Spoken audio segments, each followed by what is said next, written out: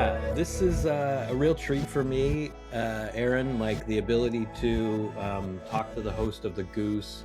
It's like a show that I've been following along with Climate Town, Oh yeah. a show that, has a similar tone, but is sort of maybe a bit more broad. And what I kind of like about The Goose is that, it fills a specific niche that nobody else does, which is focusing on Canadian energy politics a lot, in this way that feels kind of ironically maple washed, to use that term. Okay.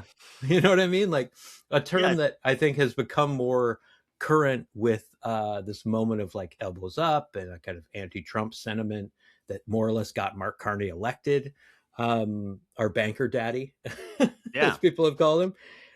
I wanted to ask you about the origins of The Goose, and maybe ask you to start by explaining how you landed on the name, because it Sure. does have that Canadian kind of quality, but it also evokes like these phrases like silly goose. It feels like Top Gun infused Yeah. for me.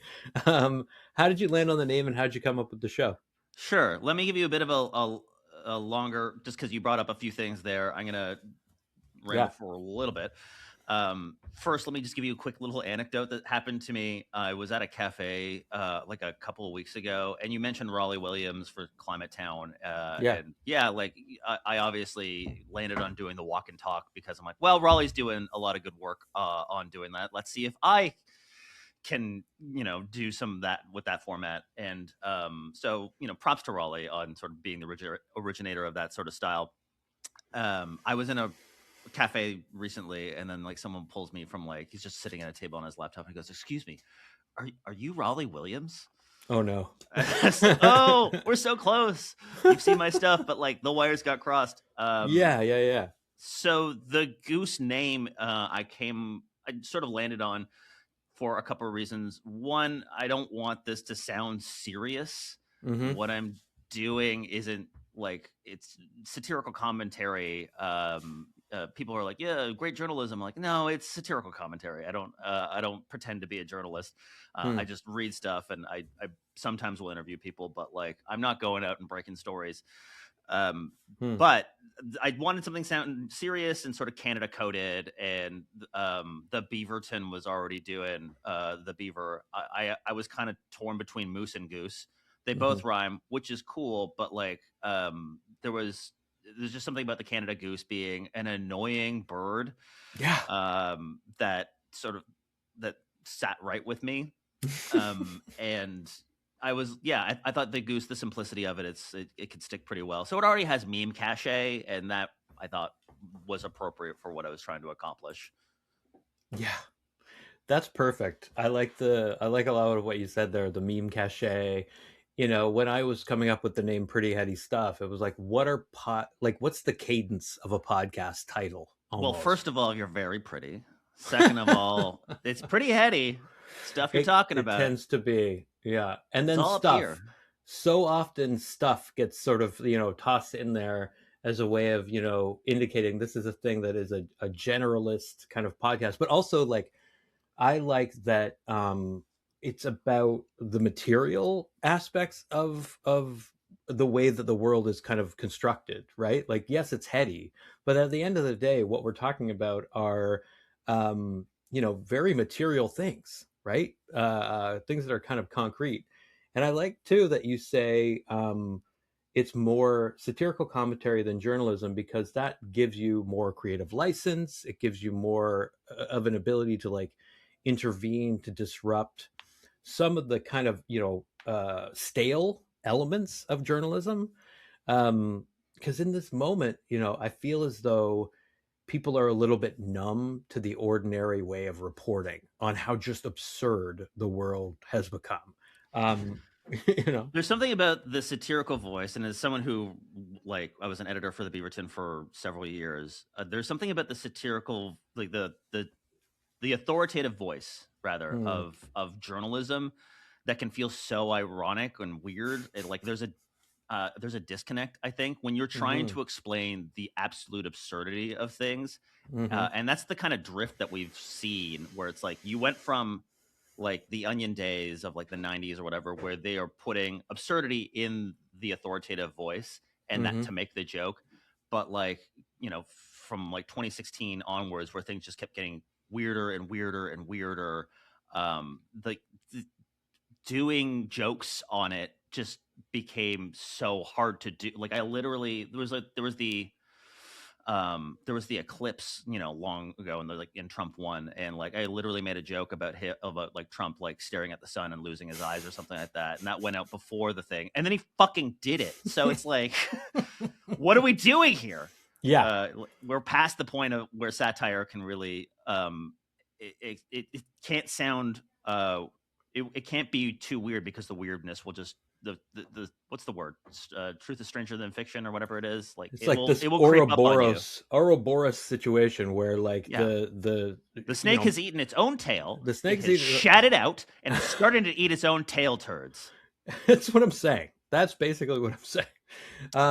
As Karl Marx said, like first is tragedy, then is farce. Like this is the cycle that we're in, and I think like, holy Lord, what do we do in a moment where you've got the Onion posting these headlines like, you know, debating whether what we're seeing is fascism, the sign of a perfectly normal society, right? Like those are the kinds of dry humor that like allow us to dwell with, I think, the absurdity of the moment differently than just having it reproduced with the Yeah. hyper serious tone of proper journalism. So I mean, like this gets us to the question of like, what function comedy is currently serving in the era of like platform capitalism, where you and I are kind of both engaged in creating content for the web. I think for me, comedy for a very long time, because I've been a fan of stand-up comedy for a long time, sketch comedy, it can be a strategy for getting folks to consider change, I think, or at least reconsider like the rut that they are actually in. Um, does your approach to comedy today, in particular, actually have a rhetorical strategy? Like, do you have a formal sense of what that is, or is there like a politics behind it? Or is it mostly just about understanding that, like we were saying before the conversation started, traditional kind of dusty communication strategies just aren't working? Um. Okay, so you've touched on a lot of things there, and maybe I think satire has, I think, some functions within a society, and I think primarily it is a, how do I put this without sounding too like academic or whatever? And not that I'm an academic or anything, but it is an anti-dominant strategy, right? Yeah. People don't like being pushed around. They don't like being told what to do. And like satire, I think, kind of at its core is like bullying up, right? You're making fun of the people. Like if you're going below, you're just bullying. So a lot of the people on the right call what they do satire, but they're hitting people lower than them on the status rung. So that's just plain old bullying. When you're bullying billionaires, then it's like, yeah, this is an anti-dominant strategy, and we're doing Mm. this because we don't like being told what to do or trapped in whatever system that they've created. So I think it functions in a few ways, and to get to what I'm trying to do, it's primarily sense making. I like that. Yeah. We are uh, again trying to grapple with a world that is changing so hard, so fast, in unprecedented ways. We have exponential tech, nuclear weapons, and all of these, destabilizing climate, all these sorts of things. And um, this Hmm. journey that I am on, I'm trying to bring other people along with me. That's kind of what I'm trying to do. Yeah, I mean that's beautiful, and it reminds me of like my friend Max Haven and his current investment in games, like just like tabletop games and these kinds of experiences, as something that does bring people along in a more kind of story-driven, social way than just like lecturing people, or bumming people out, right? Like Yeah. there's something he's like, this is a hard world and we deserve basically like conviviality and levity. And so those are the ways in which he sees, games functioning. One of the things you mentioned that we could maybe chat about was like science fiction, which I found, exciting. Like when you propose that, because it's another one of these strategies, I guess, that is about sort of, injecting a bit of pleasure into a world that is changing at a breakneck speed and actually like breaking at the same time. Um, like I recently saw Arco. I don't know if you've seen this movie yet, but like it's a French animated film that barely got made. You know, it's Okay. one of these like, but for me, it's one of the first truly great like climate fiction films. It's, you know, I could summarize it. It's like futuristic, but then there's a bit of time travel, and they spend a lot of time in our near future, like 2075. Right. In that near future, we have, you know, it's a predictable bit of futuring in the sense that mostly what humanity has done is invested in adaptation rather than mitigation, and we're seeing the predictable outcomes of that, where most people are living in like protective domes basically as the climate collapses. I was there with, I mean, in the theater with other like families, and hearing the kind of emotional responses of people in that space. um I wanted to ask you about like your kind of encounters with different narratives like that, you know, whether it's Interstellar or The Road, that kind of climate gothic stuff that we see sometimes. You know, do you think that kind of futuring in the face of doom is ethical or useful? What do you think it gives people? What does it give you? So I think science fiction has a way of looking into the future and telling, it's like, what is the course that we're on, and where does this lead us to? And to me, that's a hopeful act to Mm-hmm. go and try to make a warning about, the way the course that we're on is dangerous, and this is the imagining of what might look like. Um, Science fiction is ultimately, trying to make a comment on the present, usually, Mm-hmm. and I think that we have a limited imagination on, yeah. What's that Mark Fisher line? It's easier to imagine the end of the world than it is to imagine the end of capitalism. Mm-hmm. So I think that we are being inundated, frankly, with a lot of doom and gloom, because it is very hard for we all kind of understand on a very visceral level that what we're doing is unsustainable. We kind of see that, like, oh, we keep consuming things at a rate that is not being replenished. So eventually this sort of collapses, right? It has to, Mm-hmm. because unsustainable by definition means it ends one way or another, right? So I think the stories that we tell ourselves tend to also, there's a danger that that becomes true, right? Mm-hmm. um to So people who see themselves in the imagination business, I think we're at a point now where we should be trying to focus on ways of telling stories where, like, well, what if we don't get everything right but we get a few things right, and like, what does it look to bend instead of break? Mm-hmm. And that's, I think, a tension that we are, like, we are really focused on, like, the doom and gloom, because it is, I think, emotionally somehow satisfying, or it gives us some sort of release, and it's maybe not as great a story of just like, hey, we overcame this thing or whatever. Like, no one wants to see the story about how we solved the ozone layer back in the, like, late 80s or whatever, by having a whole bunch of countries come together and be like, let's not use CFCs anymore. Like, that's a Mm-hmm. less satisfying story than, like, the classic storytelling that we're usually used to. That's right. But I think there are ways to do it that are also compelling, and I think that's kind of where solar punk comes in. Yeah. And Arco feels very solar punk. It's so great. I need to see it again. And I love the kind of idea of bending, not breaking, and stories that are hopeful in terms of giving you a little bit of more like a nuanced take on the trajectory that we're on. When I saw Arco, I kept thinking about like the name Arco, where it comes from, this idea of the arc. You know, Mike Davis, the late Mike Davis, wrote an essay for like New Left Review titled "Who Will Build the Ark," and it became the title of a book of essays on climate. And it's like that question itself is a powerfully hopeful and also challenging question. I Who already will know build who's the ark? building the ark. Oh, we do know, actually. It's Yeah, Jordan fucking Peterson is building the ark. Do you know what I'm talking about here? He I has this don't know, conference but I every mean, year called ARK.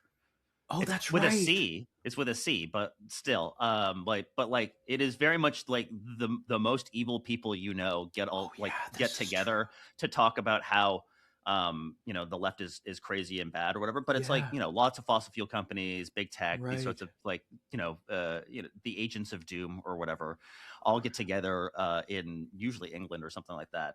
Hmm. And it is a weird, like, it is weird that they chose the name ARC, because it does kind of feel like they're all getting together, the rich are all getting together to like save themselves and let everyone else die. It gives that um It's giving, yeah, it's giving it's giving. apocalyptic biblical. I mean, it's explicitly biblical, right? Oh, they are very, very Catholic. I mean, at least Super, super, yeah, at least Jordan Peterson is very Catholic, and yeah. there's nothing wrong with Catholic. Well, I shouldn't. No, Every yeah, religion has its own but let's be drawbacks, real. but let's Let's be be real. real about this like Christian nationalist thing that is currently happening and how Yeah, closely associated it is with this like eco-fascist, end times fascism, as Naomi Klein and Astor Taylor have been calling it.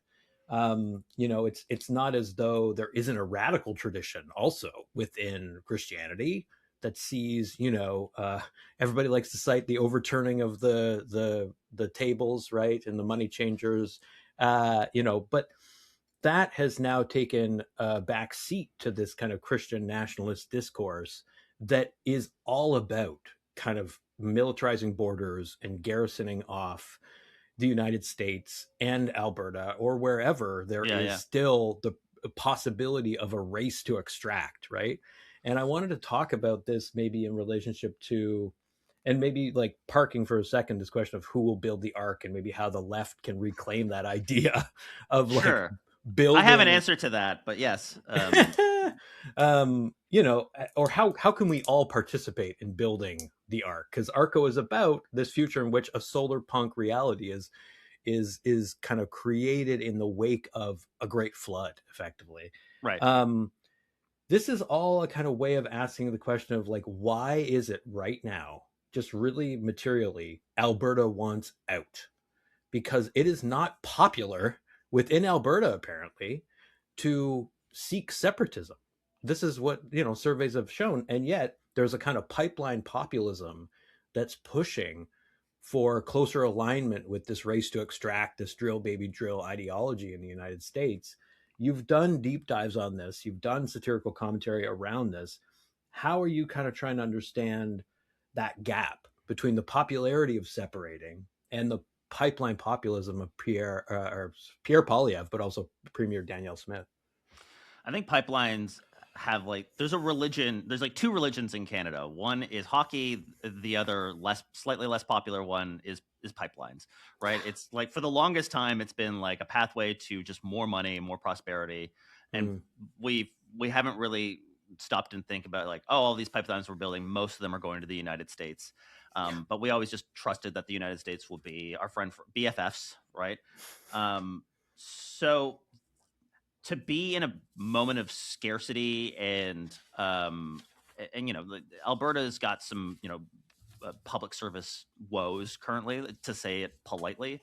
Mm, um and a lot of people are also just struggling. The cost of housing for a lot of people, those are pain points that can be exploited to then go and say, well, our the thing that's making you poor right now is the fact that we don't have a pipeline to X, right? And like we need more, despite the fact that oil production is at an all-time high in Alberta. mm, The problem is that we're not pipelining hard enough. So that's a talking point that gets floated around, and it's it makes sense to some people because things used to be better when we were building more pipelines, etc. right. Yeah, yeah, yeah. I think there's also just the sort of bubble, the right wing media bubble ecosystem has a persuasive way of saying, all of these people hate you. The rest of Canada absolutely hates you, which is untrue, but that's the narrative. Mm, They don't want to see you succeed. They tie oil and Albertan identity together.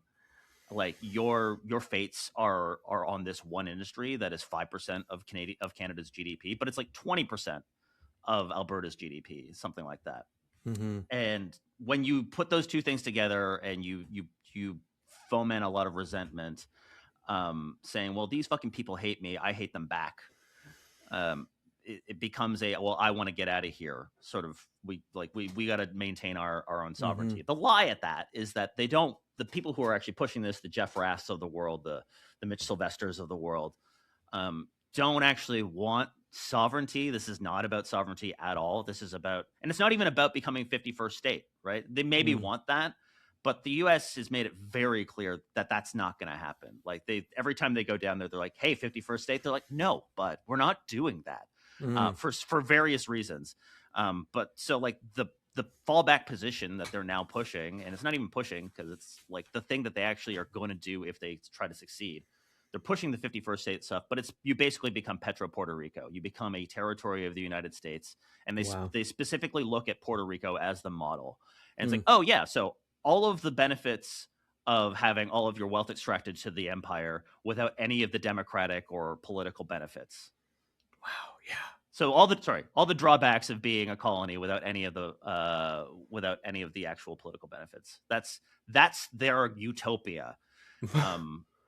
But of course they have, like, a whole list of things that they say they want, and it's not clear how much they actually want to do them, like their own currency. They have a Mm-hmm. whole thing with indigenous people by giving them sovereignty, which basically gives them the freedom to have oil and gas extracted on their lands.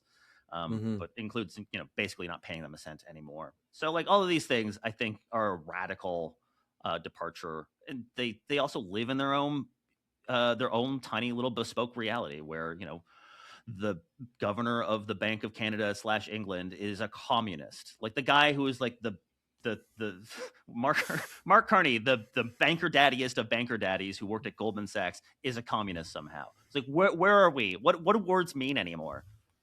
I know, right? And that's a great place for you to kind of like pause because Yes, I'm like I need trying to to. pause. No, I mean, like, I'm not. It's just allowing me to digest what you're talking about in terms of like putting it in different terms than this bespoke reality prefers to put it in, right? Which is, as you say, about a certain kind of antagonism or like politics of kind of vengeance, revanchism. The reality doesn't match up. You have this petro nostalgia that is really, really powerful, and you have this like narrative of Western isolation or Western alienation that is deeply rooted historically in this moment. Under the first Trudeau, where there's an attempt to nationalize Canada's energy industry, and you have phrases like "let the Eastern bastards freeze in the cold" starting to circulate. That kind of populism is weirdly easy to sell, right? You're being bullied, so what we do now is like other those who are bullying you, paint them in a specific way, villainize them so that you can feel better, I guess, about your identity. That works remarkably well. And I think, putting it in different terms the way you did, becoming a Petro Puerto Rico, it's like it again underlines the value, I think, of comedy to some extent, of humor, to just like cut through the noise, the bullshit, no longer lecturing people, really trying to actually bring people in and still provide them with analysis that shows economically, like the invasion of Venezuela, bad for Alberta. Economically, Trump's tariffs and retaliatory tariffs, bad for Canada. Like it Yeah. just, it's not dry. It's the same thing that Cory Doctorow has been doing around enshittification, like making Right. it not just purely dry, but still trying to like place, like plant the seed of a certain, as you say, like anti-dominant strategy. So, I mean, I wondered, in light of that, if you could say a little bit more about, because I don't have enough of an understanding of this, like housing as a pain point that can be exploited. Because you could argue that clean energy, retrofits, greater energy efficiency is ultimately should be like a unifying strategy. But that's not what we've seen. What we've seen is, carbon tax, carbon pricing, and this kind of, backlash against it. How, like, is there a way for people in power in Canada to mainstream climate action in a way that actually does bring people along? Because it's not what the Liberal government is good at. Yeah. So Housing is obviously one of the biggest issues I think Canada faces for good reason. We never had that giant corrective that the United States has with the market Mm. crashing. Not that that was a good thing, No, but but yeah. there was a whole lot of unchecked greed and a lot of debt that had to go bust, right? So all that Hmm. money kind of disappeared and evaporated.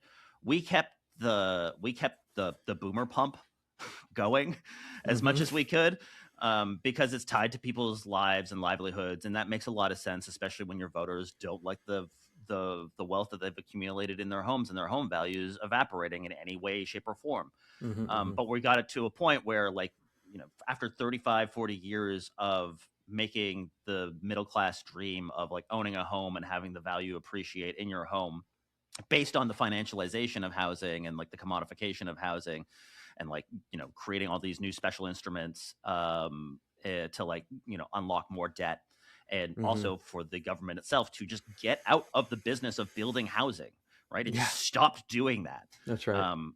Back when we were like, if you want to talk about nostalgia, back when we had affordable housing in Canada, the government was building a lot of homes, and there were Yeah, yeah. things like co-ops that were like available to you, that you and a bunch of other people can just be like responsible for taking care of your apartment complex. Right. Um, so we've been very and then we started building homes for investors instead of people. Like this is the sort of dynamic that has led to this. And then a Hmm. lot of people just be like, I got to buy a second home to like rent out to other people, and then there's a whole lot of investors in there as well. So obviously, I can't summarize and fix housing, but I think if you want to tie it to clean energy and that sort of thing, like if the government gets into the business of building housing that is energy efficient, like in charming, dense walkable neighborhoods with access to public transit, I'm on board with that, and I think a lot of Hmm. people would be, because people like walkable neighborhoods where they don't have noisy cars whizzing by all of the time. People would prefer to live in that. That's why when you build it, it becomes more expensive automatically because it's so scarce. Yeah, that's right.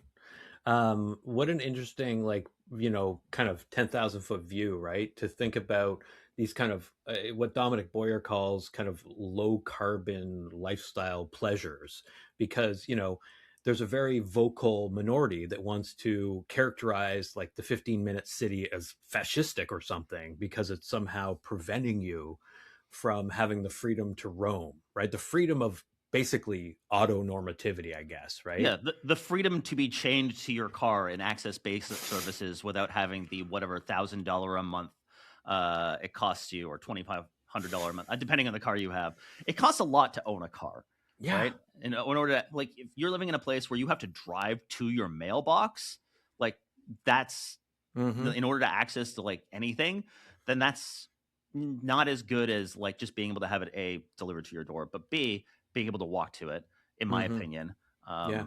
But yeah, I think that was definitely a bit like that was very much a let's get out in front of this disinformation campaign. Hmm. Um, Not that there wasn't like nonsense happening in other places where like embracing the 15-minute city idea, where we're going to have like zones in which you can go into and you will get fined if you use a Right. car or whatever, like, or whatever you're gonna, if you drive out of this way, we're gonna track your license plate or whatever. I'm like, that's nonsense, right? What you need to build is just neighborhoods Yeah. that people have access to, where you don't have zoning restraints, where people can't, like, I could just want to build a pharmacy here and put my pharmacy here because there's a lot of people here that will need my pharmacy. Like, we can let people build stuff. Yeah. And I feel like we've gotten to a point where the government enforced car dependency has become like a lifestyle that people are like holding on to for very irrational reasons. But it's Yeah. not, but it's helped along by an industry push to make that sort of basically subsidized car dependency. Um, they don't want that to go away because that hurts their bottom line.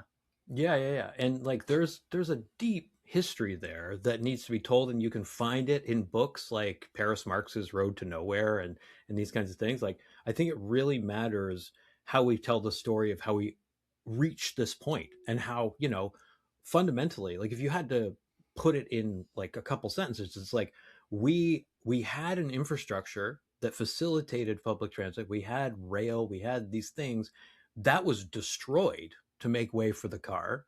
And it once it's gone, basically you can't you can't rebuild it very easily. It takes enormous amounts of political will, funding it, and so on. And to your point, one of the big barriers also is perception. This idea that, and we're facing this right now in Halifax, as council debates the budget, which is set to go up because of inflation, and so the property tax increase could be as much as 10%, and that is seen as a political problem for a lot of people in power. Sure, people don't like paying taxes. I get it. People don't like paying. It's a bad word, right? Tax is a bad word.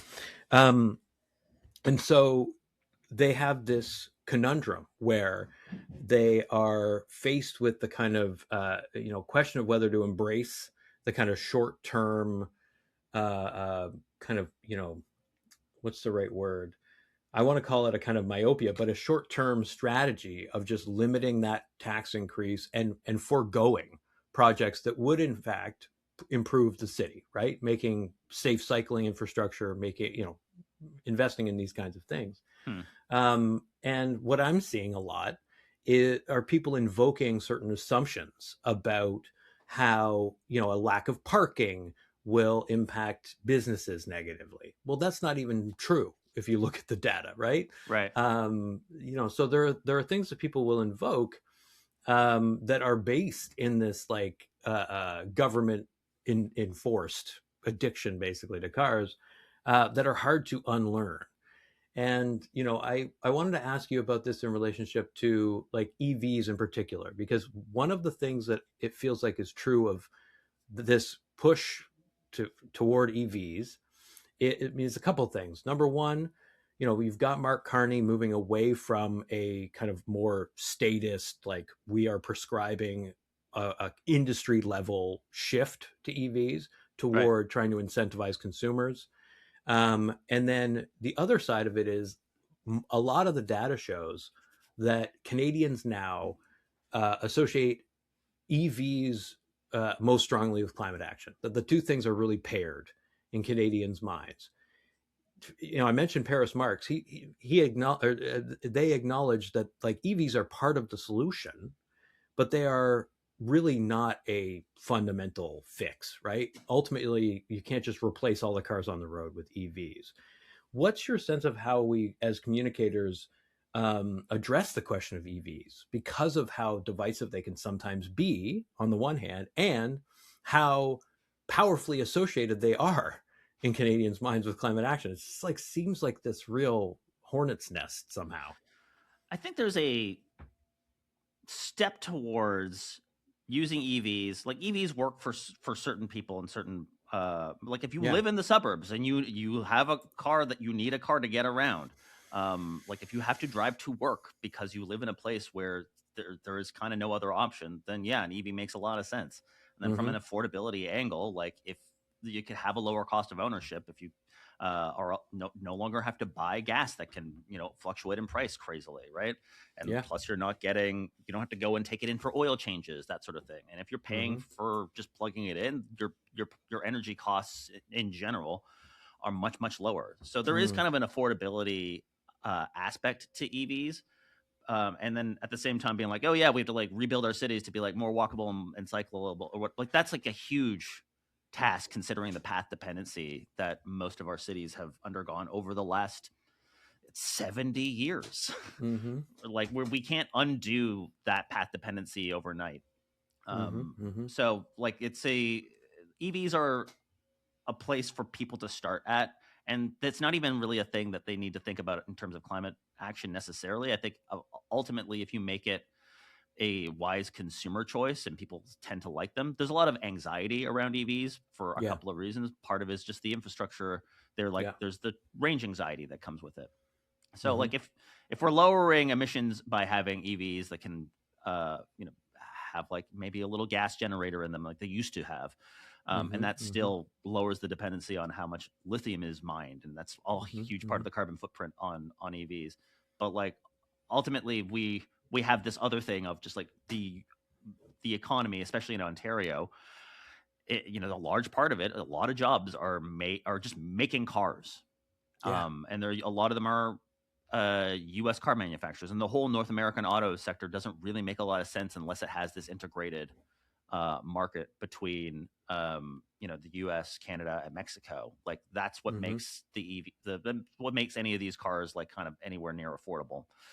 So if the Trump administration's whole goal is to make that go away, like for all of those jobs to be gone, then yeah, we have to start looking at other options. And Yeah. yeah, I don't know if that means just importing a bunch of EVs from China or from wherever, like, or starting our own EV companies here. But yeah, Yeah. you're right. I mean, EVs are like an overrated climate solution, like, but you kind of got to start somewhere. And for me, I'm a Agreed. big heat pump and insulation guy. Like, Big again, time.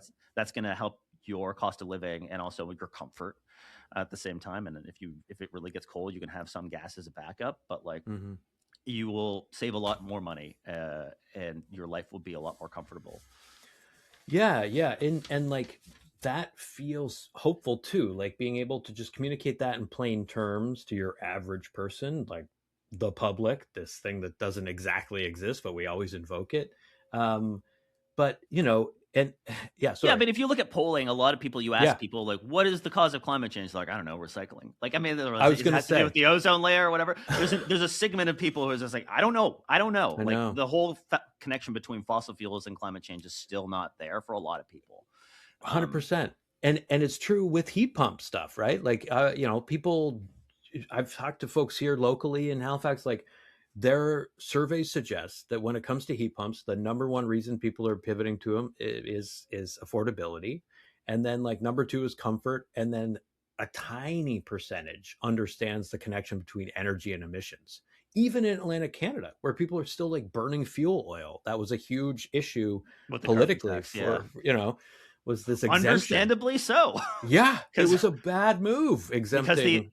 I Yeah, think that, well, I don't know how exactly it worked out, but it's like, is it the Irvings were just like burn our oil, and like that they made that like mandatory basically for everyone? Like, this is the cheap, easy thing to do, and it's like, oh no, it's going to bite you in the ass because it's fuel bad. oil or whatever is not great. No, you shouldn't be like it's again, comedy becomes so valuable in these moments where you want to just try and open people's eyes to a fact that they have become somehow blind to, which is you shouldn't be burning enormous amounts of fuel oil in your basement. There's a reason it stinks down there. Like these Yeah. are the basic things that allow people to kind of connect with energy in a more like visceral, palpable kind of way, I think. So I'm friends with Giordano Nani from the Juice Media. It's part of Mm-hmm. the, like, the Goose and the Juice do rhyme. But like, we've connected over the years, and I've helped him with some of the Canadian honest government ads. And like the Which are way he great. kind of talks about satire is it like pokes holes in Mm, narratives for like the sunshine of activism to shine through, right? hmm. Like, I can't, satirists can't be full activists. All they kind of Mm. can do is sort of poke holes, and other people have to do the actual hard work, unfortunately. um, but like, to me, it's kind of like there's a spoonful of sugar function to satire, that sort of allows you to take sort of harder truths and do it with a bit of a laugh, and makes you feel okay about it. And there's a bit of, I think, emotional release that comes Big from time. that as well. And at the same time, you kind of start to adopt like a group identity. People being like, oh yeah, these people over here are like trying to fuck you over. Hmm. We all here together can band together and say like, we don't want that. That's the kind of generosity almost of it, right? Like Ronaldo Walcott has this beautiful line that he said on the Left of Black podcast where he's like, the best politics is generous. It brings people along. And, we mentioned Climate Town. There was a video that I think was just a short that Raleigh Williams put out around recycling, where, of course, he's like saying it's a scam. Like recycling is a Yeah. scam. You can watch documentaries like Plastic Wars, and it will very clearly lay out for you how it was always a PR Plastic strategy. recycling specifically is a very, Plastic in particular. yeah. Yeah, thank you. Glass Um, is glass is infinitely recyclable. yeah, that's a good point, right? There's a great book called Plastic Matter, I believe, by Heather Davis that talks about how like, really what we're referring to is the use of fossil fuels as a feedstock for making this infinitely like malleable thing that actually cannot be recycled. If it can be recycled once, that's great. But beyond that, it just like breaks down, Yeah, the and quality then is never bad. fully breaks down. Like it'll break, and then it lasts and lasts and lasts. Um, but what I liked about that short from Climate Town was like it said, yeah, okay, recycling's a scam. Weirdly, though, it ends by saying you should still do it, Yeah, because part of the reason why recycling does not work on a structural level is people don't do it. Like 9% of plastics have been recycled historically, which, when you think about it, is staggering. By the way, yeah. 9% like for the history of Historically, yeah, plastic, and part of that is like the lack of a commitment to it, right? right. So, I mean, it's similar in some ways to what we're talking about here, where it's like EVs, yes, are not any sort of a magical solution. However, right, the picture is more complicated. Like, we should still be transitioning like emergency vehicles and these kinds of things that we still require to electric vehicles, because like cycling infrastructure is not going to get us there, right? Going back to horses, not going to get us Yeah. there. So it's like, As much as I love horses, I won't want my ambulance to be a horse. that's what I'm saying. So I mean, like, it's the difficulty in part when it comes to calling climate change a wicked problem is just, for me, sometimes it's the silliness of endlessly having to communicate about it and myth bust and start from scratch on occasion and then go, you know what I mean? Like, it really is a challenge for your own like Yeah, energy level yeah. to have to do that. Uh, And you want for there to be a cohesive vision. That's the whole thing. It's like, well, can we try and see the whole picture here? But every time you're kind of looking through a pinhole, and so it becomes really, uh, yeah, it can become very tiring. But I think your point is well taken. That like, what's wonderful about comedy and the meme, kind of memification of climate communication, what's the potential there, is that it actually can build a kind of alternative collective identity too, right? The shareability of an honest government ad itself can, allow you to kind of build maybe parasocial connections. And I kind of wanted to connect this to a lot of the appeals we see now around like the inevitability of renewable energy. Like Bill McKibben has this new book, Here Comes the Sun. And right. like the foundational point in that book is like, look at China. Look at the incredible capacity of China to produce renewable tech. I don't know how you feel about this, but for me, it's like celebrating these victories is it's like too tempting when you see the like the like perpetuation of the petro state, whether it's Russia or the United States. Like, it's too easy somehow to like just go to that place of saying, well, the market has it sorted out, we are being flooded with this technology that is cheaper and thus will inevitably be adopted. Like, do you see it in those terms? Like, is there an almost like inevitability to the adoption of clean energy because of how cheap it's becoming, or do you think like there are still forces standing in the way? I I think a lot of the pushback that we're seeing is because these Mm, these technologies are becoming more competitive. I think that's part of that's a good why point. Yeah. they're making it not about the technology, and there's like attacks specifically. It's no Mm, longer about like whether or not climate change exists. It doesn't really matter, right? mm, What you're seeing in terms of the strategy on like your daily wires, the people who anyone who's owned by the Wilkes brothers, who are fracking billionaires from Texas who have this weird mega church pastor. Anyway, Christo mm-hmm, fascist sort of adjacent, or maybe fully, I don't know, but Jordan Peterson is on the take on them, and Ben Shapiro is on the take on them. Their whole whenever they bring it up, they talk about how bad all of these technologies are. They're talking mm-hmm. about they want to be first. They want to have first mover advantage on like what people see as like, oh yeah, I can't get solar panels because it gets dark sometimes.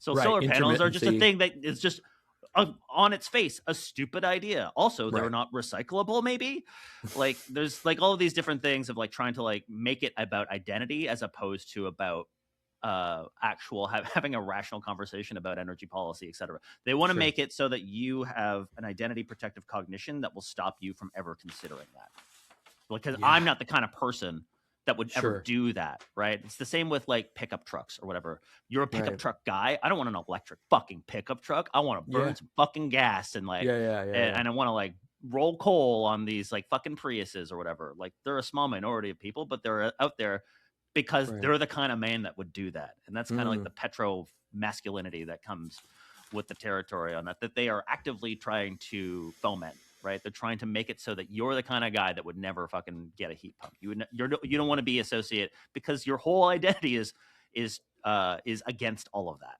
People's consumer choices when it comes to buying or investing in your own home or whatever are going to be dictated by like how you see the world and Mm-hmm. the things that what your preferences are. And if you can juice people's own preferences by your own media ecosystem so that they will never consider the thing that you will pay more to not have that, Mm.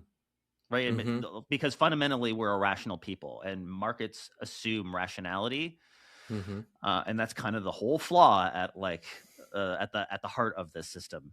That's right. We're not rational. And certainly when you look at the unbelievable income inequality that has now, gotten worse since COVID, there's, as he points out in that special, there's absolutely nothing rational about billionaires. It's hoarding taken to a pathological limit, right?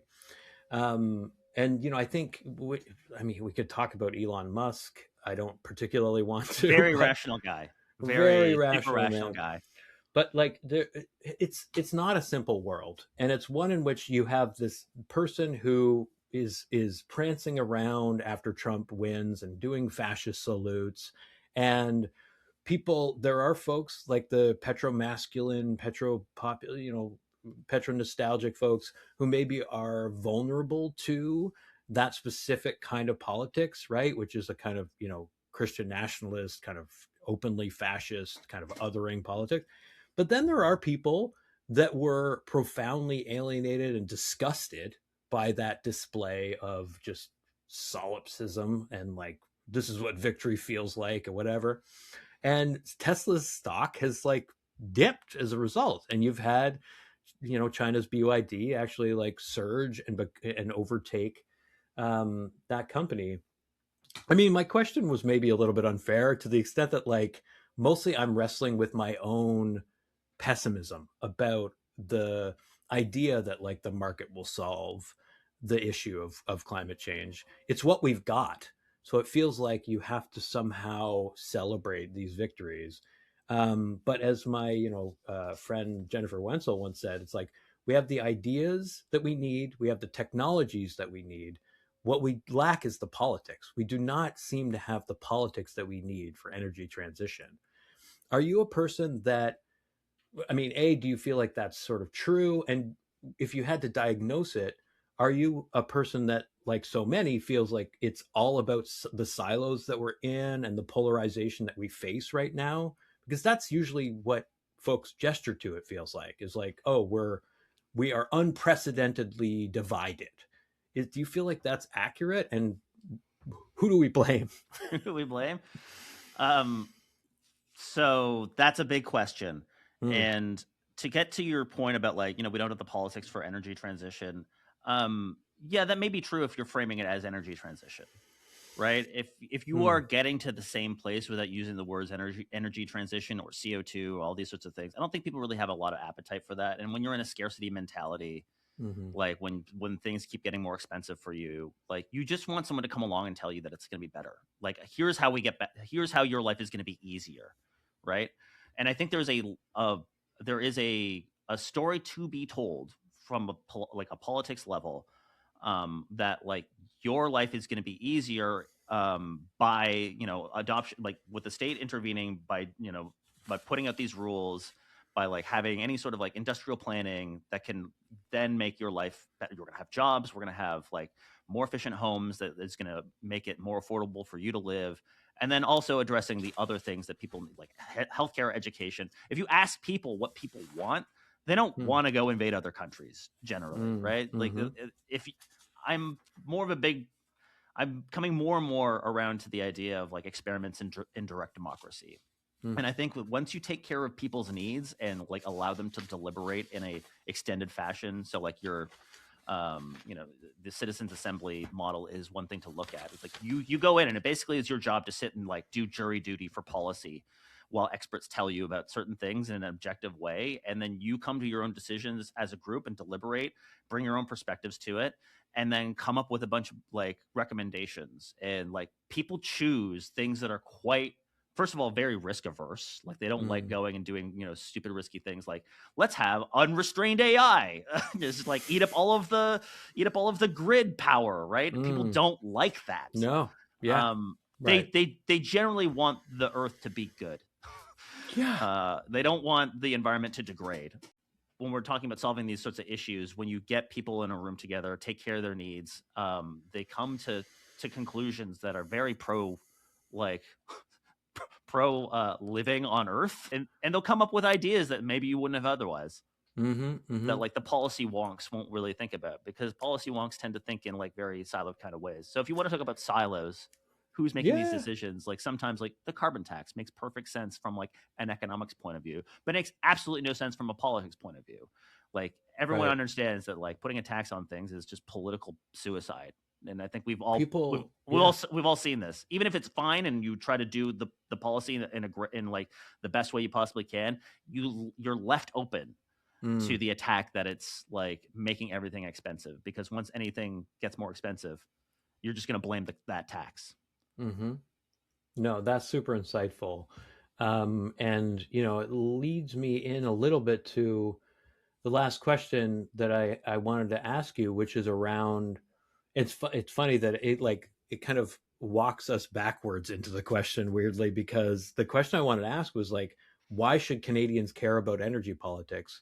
But what you're suggesting is that they don't, and perhaps they shouldn't be asked to. That like what they care about is having a better world to live in, having a neighborhood that they like to live in, that isn't one in which they're chained to their car, as you put it, right?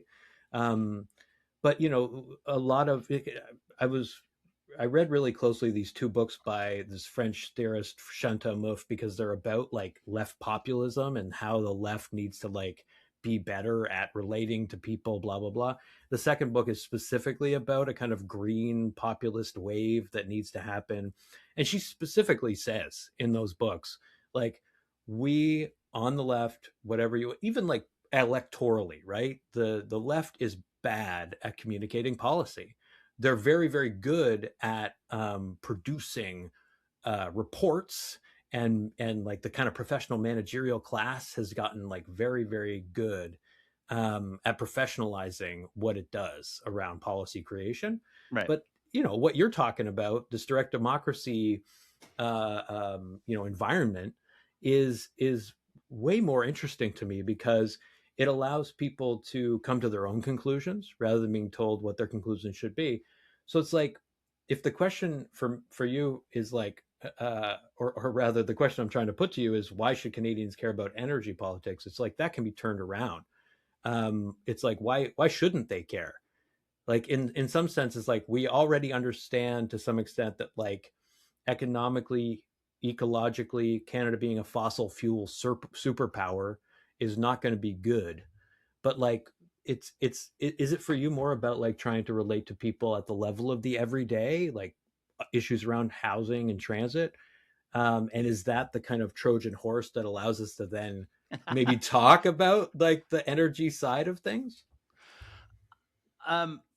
So first of all, I think people do care about energy politics. Any sort of pipeline conversation is by definition an argument about energy politics. I think when you look at what the future, the cool thing about renewable technologies is they allow communities to power, or people to just power themselves locally. Like once you have the technology, you don't need to rely on, say, the Irvings to supply you fuel oil, right? You don't need to. It is about independence, right? It is about sovereignty to a certain degree once you have it. And if you're getting it from China, like, why did we let China do that, right? It was a policy decision to not pursue these sorts of technologies within our own borders. So in an era of like, your elbows up or whatever, there needs to be I think we can have a more a more collective vision of like we can come to a story about what Canada is, based on like the things that we actually value as opposed to having it told to us.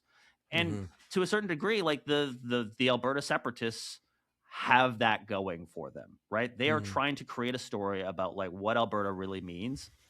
I think it's a bait and switch if Mm. you really look at like the motivations behind it, and it's about cloaking subjugation in the language of sovereignty, which is odious.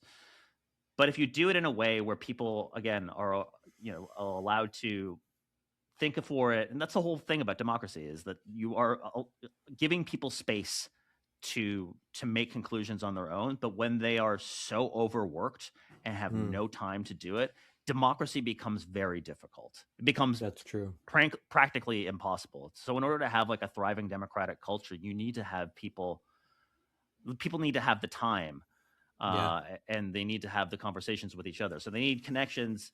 So like the social conditions for democracy, like a thriving democracy, currently do not exist. I don't think anywhere in the world currently Mm. to have a really thriving democracy. And I think that's a vision that we could start articulating, Mm-hmm. because ultimately, like this is less about energy and more about power, Mm-hmm. and who gets to decide, right? There's a Yeah. reason why all of these AI data centers are being built without people wanting them to be built, is because all the people who have the money to do this have the power to do that, when people don't really want a giant fucking humming data center in their backyard necessarily, right? Yeah. That's like socializing the costs onto other people and making their bills more expensive. So ultimately, the way that we get out of this, I think, is a reinvigoration of like democracy 2.0, and like Mm. understanding how people can really start making bringing the power that they have that has been systematically eroded back to themselves. Yeah, I mean, and I love that you touch on AI in relationship to that, because we're seeing it like ram down our throats. It is being made inevitable in a number of different ways, and I've been kind of heartened by how much conversation there is around the environmental impact. I didn't see that coming. Right, the degree to Mm-hmm. which people seem to really care about the sheer amount of water it consumes.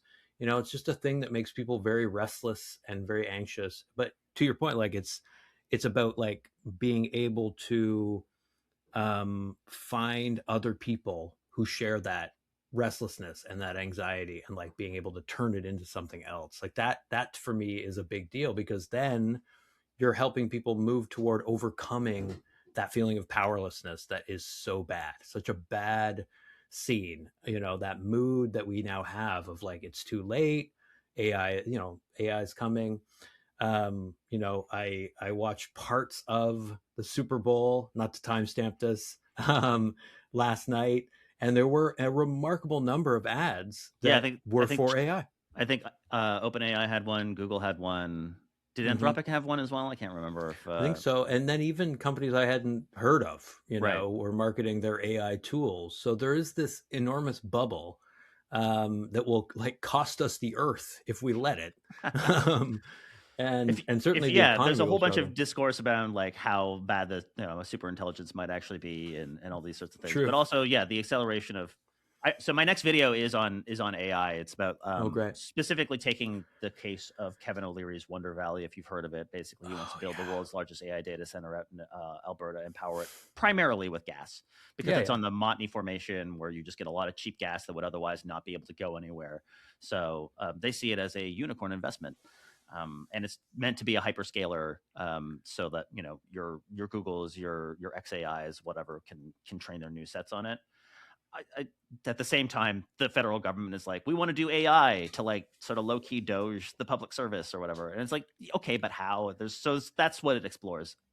So Interesting. in sort of researching this, I've kind of learned more about like the open source models that don't necessarily need these giant fucking data centers, and they can run Yeah. locally on your computer or whatever. So it's like I'm not. So saying anti AI is kind of being like I'm anti internet. It's like, well, I don't like the fucking social internet that has been it is extracting a whole bunch of our attention and eroding democracy. But I like the internet, right? I Mm. mean, these are different. These are kind of different things. Mm-hmm. But yeah, I don't know where the point I had with you on this one, but like, but yeah, I think there's a totally plausible way for AI to be used in like reinvigorating democracy.